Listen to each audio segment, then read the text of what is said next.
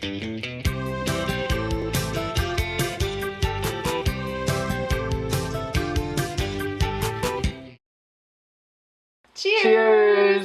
Welcome to MovieBitches, episode 21. 21! So, we just got back from watching Jersey Boys. Duh! Well, so, basically, my reaction, I had higher hopes, I think, than you did. I don't want to say that I was gonna hate it no matter what, but I had a feeling I would not like it. Yeah, and I was like, well, I think I might like it. But I didn't. I guess it was much more depressing than I was expecting it to be. I didn't see Jersey Boys the musical, but it reminded me of, like, my experience seeing Mamma Mia the musical. Yeah. Like, it's so fun, and everyone's dancing in the aisles and singing along, and it's like a party at the theater. Yep.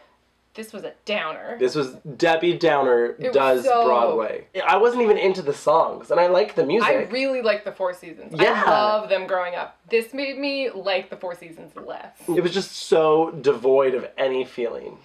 It really was. That was the other thing that made the musical performances really boring, is they either didn't show the audience at all. Right. Problem. Or when they did, the audience was like... Yeah, they'd be like... Oh, okay, so the biggest problem with the movie, in my opinion, is that every character breaks the fourth wall and talks directly into the camera and gives you a ton of voiceover exposition. Yeah. I'm the one you want to talk to. I know I need to write for this voice. Trouble started long before that. You're not from Jersey. That works in a play. Yeah, it can work in a musical. Yes. Had it been campier... Yes. And more of a musical. It wasn't a musical. I thought this was a musical. Yeah. It's not. It was not. It's like, it's as much a musical as like Ray or Walk the Line. It's a biopic about a musician. Well, and that's what I don't understand is because, like, Walk the Line didn't have a huge Broadway smash that toured the world.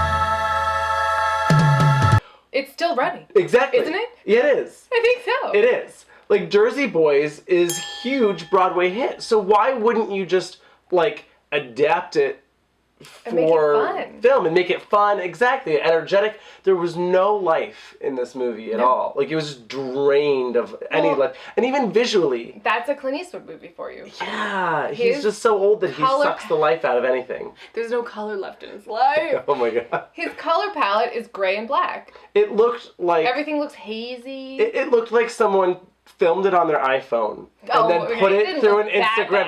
It looked like they put it through an Instagram filter. Sure. But like, it was just all of his movies look that way. Yes, that's true. They're well shot. Don't get me wrong. Like, Clint Eastwood knows how to make a movie. Yeah. Does he know how to make a movie that I enjoy watching? No.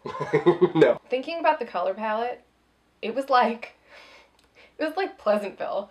We're gonna drain all the joy out of life. It really actually was like Pleasantville. For the first 35 minutes, I kept waiting to be like, oh, like this is kind of like the old dark days. Mm-hmm. And then they're going to break through and like the energy and the spotlights and that like electricity is going to come on.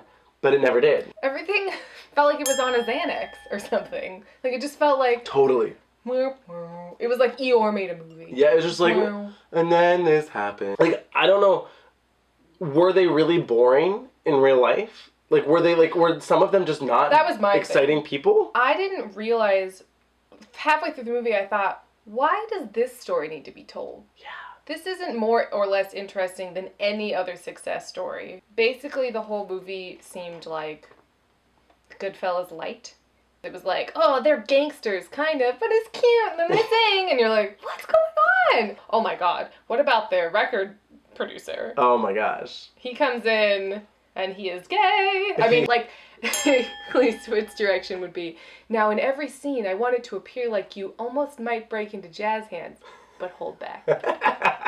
Just keep it all inside. Now make sure everyone knows that you're a gay stereotype. So talk about San Francisco! and wear fabulous clothes! And when you say San Francisco, you have to say San Francisco! Like, it was... What? I'm gonna jump ahead to the end. Oh, the worst. 1990 Rock and Roll Hall of Fame. They're all old now. Yeah, very old. You would think Clint Eastwood would be better at old makeup.